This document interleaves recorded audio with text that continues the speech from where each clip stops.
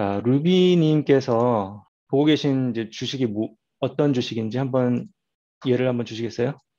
지금 earnings가 곧 있는 주식이라고 하셨잖아요. 예를 주시면 한번 같이 살펴보려고 하거든요. GM하고 Lyft. 예. GM 같은 경우는 earnings 때 변동성이 많이 안 올라갈 텐데 잠시만 볼게요. 그렇죠. 변동성이 많이 안 올라가죠. 여기 보시면은 GM 같은 경우는 되게 스테이블한 회사잖아요. 그래서 earnings 때도 별로 변동성의 폭이 이렇게 크지 않아요. 이때는 좀 특이한 케이스였는데, 과거로 가도, 예, 좀 트렌드가 좀 많이 바뀌었네요. 그죠? 자, 여기서 제가 보여드리고자 하는 컨셉은 뭐냐면요. 자, earnings 때 보통 주식들이 변동성 부분에서 어떤 패턴을 보이는지. 자, 이게 earnings예요. 이 빨갛고 파란 게 earnings고요. 그 다음 거는 이제 배당금들이고요. 자, earnings 전에 변동성, 이게 내재 변동성이거든요. 그 내재 변동성은 earnings 전에 확 치고 올라가요. 기본적인 컨셉이 그렇습니다. 왜냐하면 기본적으로 earnings 다음날 주가가 많이 요동을 칠 거라는 사람들이 생각을 하잖아요. 그러면서 옵션에 많이 몰리게 돼요, 사람들이. 왜냐? 옵션의 가치는 변동성이 높으면 높을수록 높아진다고 우리가 배웠죠. 그죠? 그렇기 때문에 옵션 가치가 굉장히 많이 상승을 하는 거예요. 옵션 가치가 상승을 하는 것이 된 게 implied volatility예요. 옵션 가치 평가 모델에서 이제 reverse calculation을 해서 빼내진 게 이제 implied volatility라는 건데 그게 이제 이 파란 선이고요. 보시면은 옵션의 가치가 굉장히 이제 earnings 전에 상승하는 걸 보실 수가 있고 earnings가 끝나고 나서는 이제 사람들이 그 변동성에 대한 기대치가 많이 낮아지잖아요. 이제 주가가 earnings가 지나고 나면은 사람들이 이미 이제 내부 정보 같은 게 세상에 나왔기 때문에 주가가 더 이상 새롭게 리플렉트 할 수 있는 것들이 많지가 않아지는 거겠죠. 전보다는. 예, 그래서 변동성이 많이 하락을 하게 되는 게 기본 컨셉이에요. 하지만 GE 같은 회사들 아니면 좀 saturate 된 회사들 있잖아요. 뭐 예를 들어서 어떤 회사들이 있을까? 경기의 영향을 그렇게 많이 안 받는 회사들. 예, 그런 회사들은 이런 변화가 좀 덜 있고요.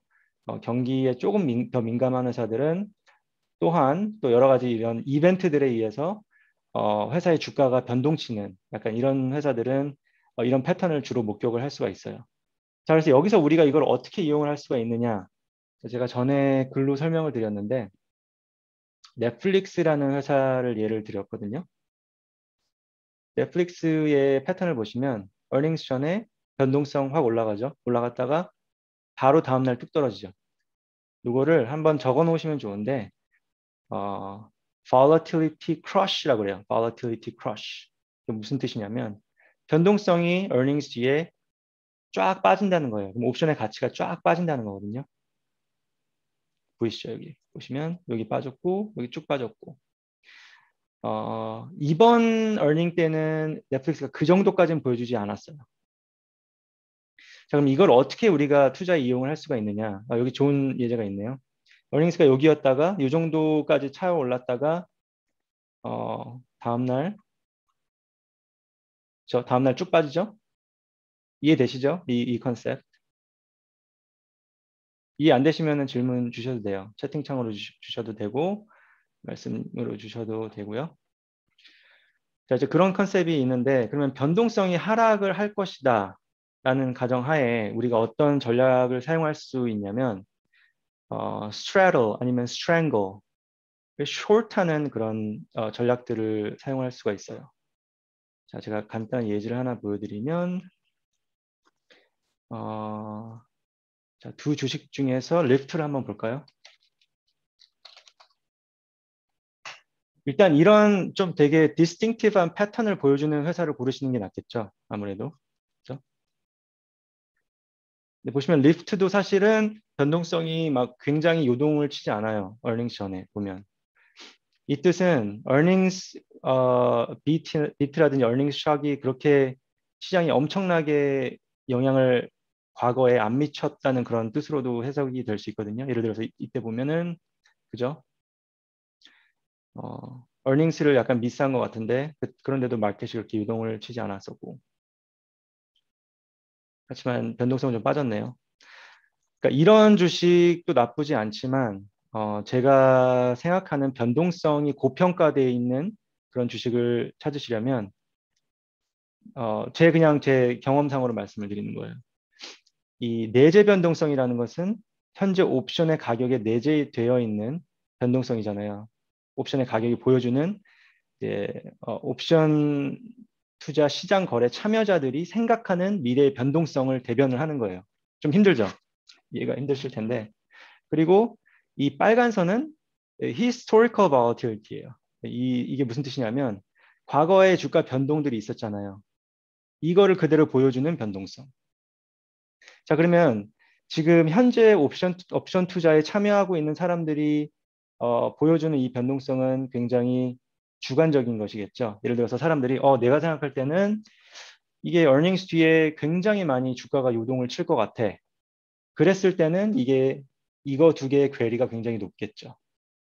과거에 좀 스물스물하게 가다가 갑자기 이번 earning 때 굉장히 큰 실적이 나와서 좀 되게 우리가 예상하지 않은 실적이 나와서 그 다음날 주가가 굉장히 많이 움직일 것이다 했을 때는 옵션에 대한 디맨드가 많이 올라간다는 뜻이겠죠. 그러면서 그게 고스란히 어, implied volatility라는 변동성, 내재 변동성에 보여지게 되고요.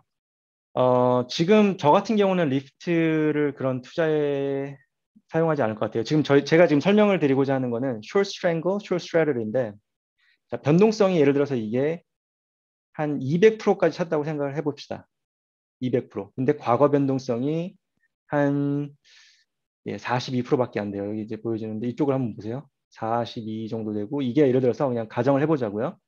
implied volatility가 200 정도 됐다. 굉장히 이 괴리가 커졌다. 그 뜻은 시장 참여자들이 주관적으로 이 주식이 earnings 다음날 엄청나게 움직일 것이다. 그래서 옵션의 디맨드가 높아졌고 그게 고스란히 이 IV에 나타났다. 자, 그런 상황이라면 제가 때때로 하는 방식이 어떤 것이냐면요. 자, 일단 우리가 사용할 short strategy라든지 short strangle은 변동성이 꺼질 때 돈이 벌어지는 거예요. 변동성이 꺼질 때 이제 이익을 보는 거예요. 변동성이 꺼지는데 실제로 주가가 움직이는 그런 범위가 많지 않은 것. 이해되시나요? 내재 변동성은 굉장히 높아서 지금 옵션은 되게 비싼 상태인데 실제로 주가의 변동이 많지 않을 것. 이해되시죠? 일단 만기일은 제가 어거스트 20 거, 지금이 8월 3일이니까 어거스트 20 거 한번 볼게요. 왜냐면 우리가 기본적으로 시간 가치가 많이 꺼지는 그런 타임 피리어드를 보통 60일 전, 그리고 30일 이내가 되면은 굉장히 빠른 속도로 많이 꺼진다고 우리가 과거에 그런 데이터가 있어요. 그래서 어거스트 20 거를 선택을 할 건데 자, 이쪽으로 가셔서 라이트 클릭하시고 이걸 따로 해도 되고요. 아니면은 여기서 이미 prefabricated 된 그런 전략들이 있어요. 근데 여기서는 저희가 좀 따로 해볼까요? 재미로 좀 리프트 하시고 일단 strangle이라든지 short straddle은 콜 옵션하고 풀 옵션을 동시에 매도하는 거예요. 하지만 그거를 행사가를 다르게 할 수도 있고 행사가를 같게 할 수도 있는 거거든요. 지금 제가 보여드릴 거는 행사가를 다르게.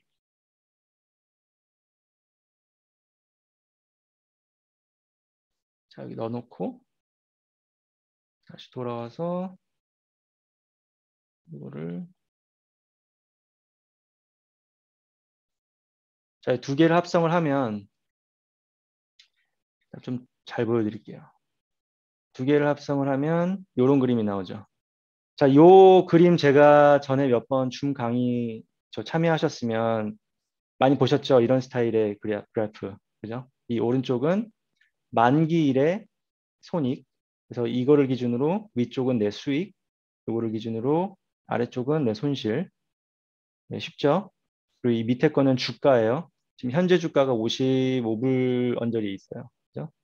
상태 있고 이걸 좀 풀어주고 자, 일단 첫 번째로 제가 오늘 좀 많이 다른 거를 좀 터치를 하는데 좀 필요 없으면 그냥 말씀을 해주세요. 제가 도움 될 것 같아서 말씀을 드리는 거니까. 자, 여기서 보면 지금 현재가 주가가 여기고 이게 지금 빨간 선이 현재 수익선이란 말이에요. 그리고 파란 선은 만기일 수익선이에요. 왜 지금 여기 마이너스로 잡혔을까요?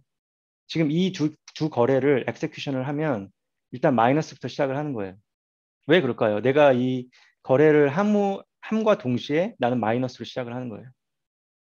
저기 보시면은 요거 한번 다시 가볼까요?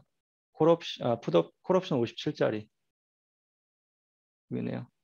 보시면 여기 비데스크가 잡혀 있잖아요. 비데스크가 사실 이게 굉장히 넓은 건 아닌데 이게 지금 매도를 하기 때문에 비드로 잡혀 있는 것 같아요. 비드로. 근데 이거를 좀 약간 가서 조정을 해주면 돼요. 여기서 보시면은 그거 맞나? 57, 1.9 그죠? 1.9로 잡혀 있죠? 그죠? 근데 우리한테 이익이 되는 건 뭐다? 비싸게 팔면 팔수록 이익이 되죠. 이거는 우리가 셀러로서 S 프라이스는 셀러로서 제시하는 가격이고 비드는 바이어들이 사고 싶은 가격. 그거 두 개의 괴리가 있기 때문이에요. 그래서 여기서는 약간의 페이션스가 필요한 거죠. 그죠? 우리가 원하는 가격을 우리가 집을 팔 때도 우리가 원하는 셀러로서 팔고 싶은 가격이 있고 바이어로서 지불하고 싶은 가격이 있잖아요. 그게 비데스크에 나와 있는데 그거 그 둘의 괴리가 있기 때문에 이런 상황이 발생한다. 아시겠죠? 자, 그럼 뭐 여기서 어떻게 해볼 수가 있어요? 제가 맨 처음에 하는 거는 이거는 이제 뭐 상황에 따라서 다르게 조정을 해주시고요. 그럼 여기서 현재 주가가 예를 들어서 마이너스 한 5불 정도 된다. 조금 더 올려주고. 이거는 여러분들이 다르게 어프로치를 할 수가 있어요.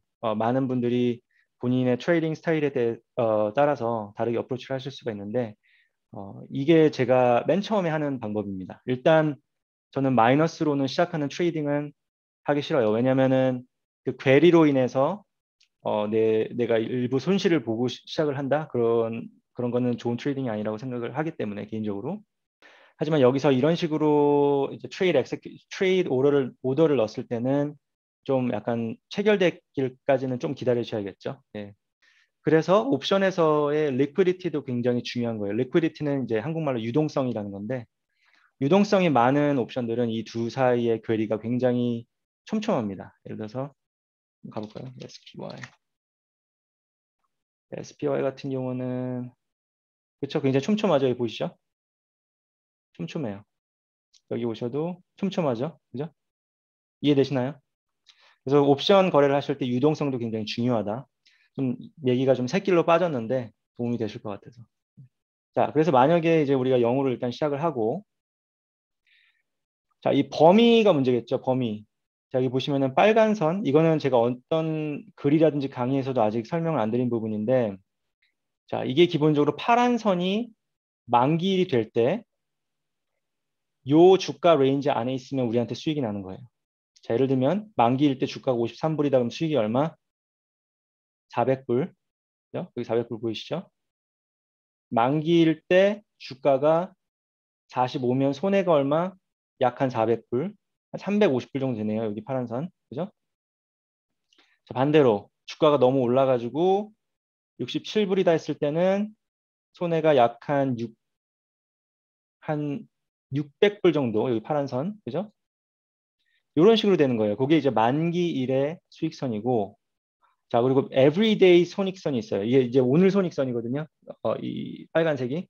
이 빨간색은 여러 가지 이런 옵션 가격 결정 요소들에 의해서 영향을 받아요. 그거는 여기 제가 잘 정리를 해놨는데 지금 강의 가셔서 자, 강의 결정 요소 여기 가서 한번 살펴보시고 되게 잘 나와 있거든요. 제 생각에는 잘 정리한 것 같거든요. 근데 한번 보시고 그리고 또 하나 옵션 그릭스 이거는 어, 이 옵션 가격의 그 리스크 매저예요. sensitivity 그러니까 민감도 옵션 가격과 여러 가지 이제 옵션 가격 결정 요소들의 민감도를 보여주는 그런 이제 그릭스라고 하는 매저거든요. 이 두 글 확실하게 보시고 이해를 일단 하시고요. 자, 그럼 다시 돌아와서 이 빨간 줄은 이 옵션 가치 평가 요소들이랑 민감도에 의해서 영향을 받는 거예요. 매일, 매초, 매분. 아시겠죠? 예, 없으시면은 가겠습니다. 예. 그러면은 자, 내일 지금 제가 아까 전제가 뭐였죠? 전제가 먼저 중요하겠죠? 예를 들어서 이게 변동성이 한 요 정도였다고 가정을 합시다. 요 정도. 거의 한 73%까지 올라갔었고.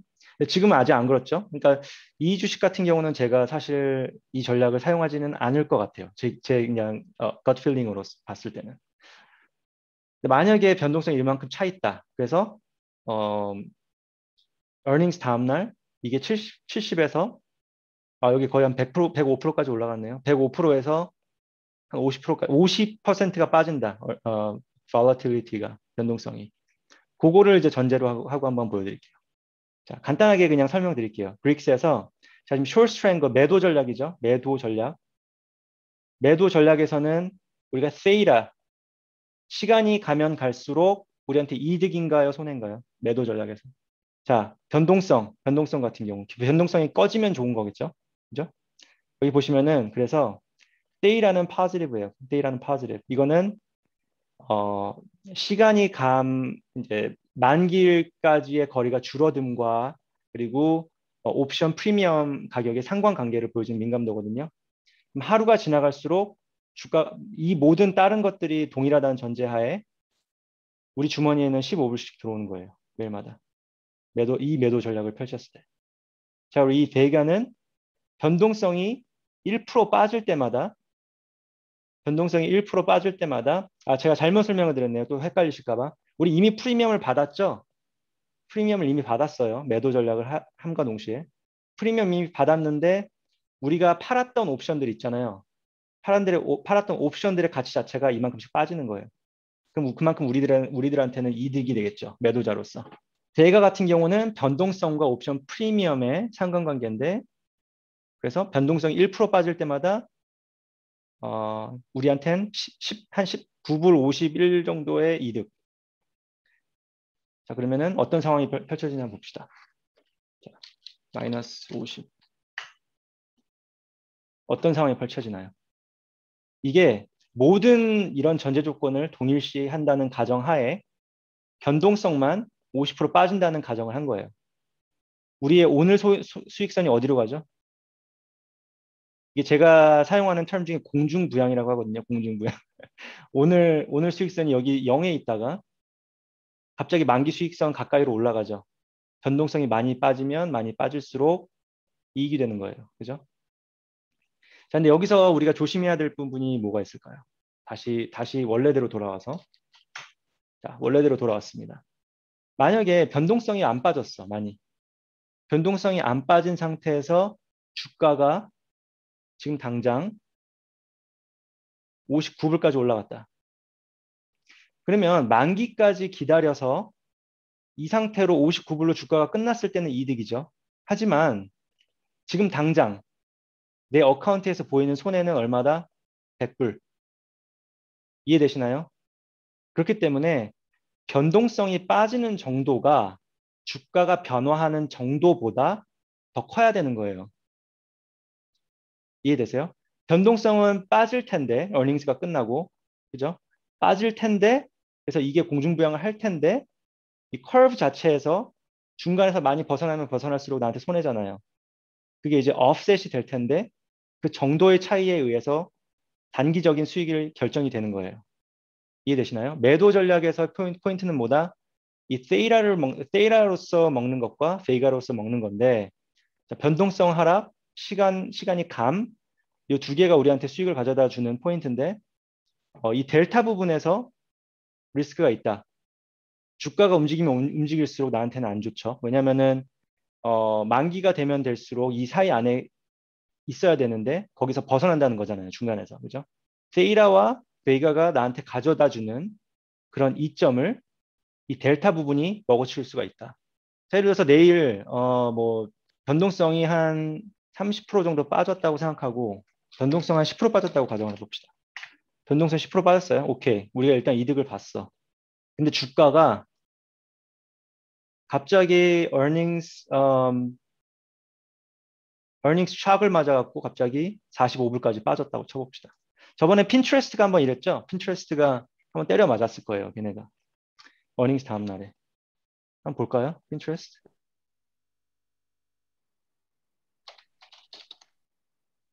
제가 좀 약간 너무 꼰대같이 매번 좀 조심하라는 얘기만 말씀을 드리는데 이게 다 여러분들을 위해서 그런 거예요. 제가 경험상으로 많이 경험을 해본 것들이 있기 때문에 자 보시면 주가가 이만큼 빠졌잖아요. 변동성이 이만큼 빠졌어도 이거 같은 경우는 손해를 봤죠. 왜냐? 주가 변동폭이 너무 컸기 때문에 변동성 빠진 것보다. 이해되시죠?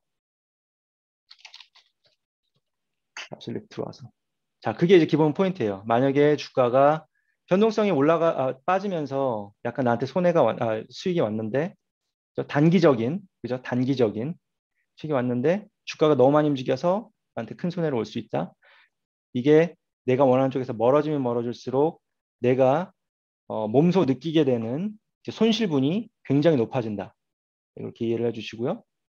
자, 그럼 지금까지는 지금 당장의 수익에 대한 부분을 말씀을 드렸어요. 만기일까지 안 가져갈 때는 이러한 여러 가지 요소들에 의해서 영향을 받는다.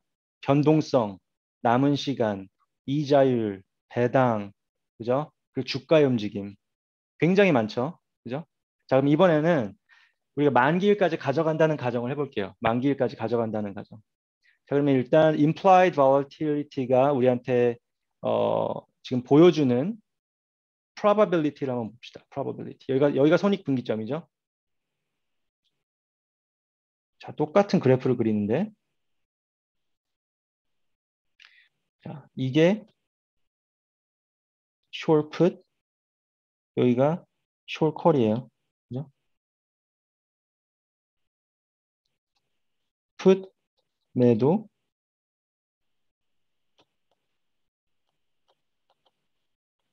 call 매도. 여기가 행사가. 그죠?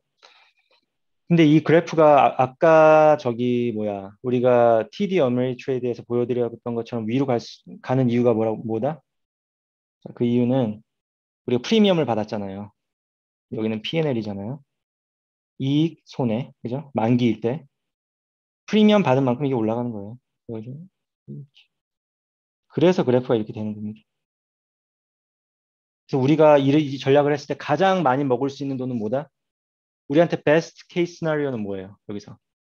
그죠? 일단 주가가 안 움직이면서 변동성이 쫙 빠져버리면 그죠? 지금 예를 들어서 현재 수익선이 이렇다면 변동성이 빠져버리면서 이게 위로 올라가겠죠? 그죠?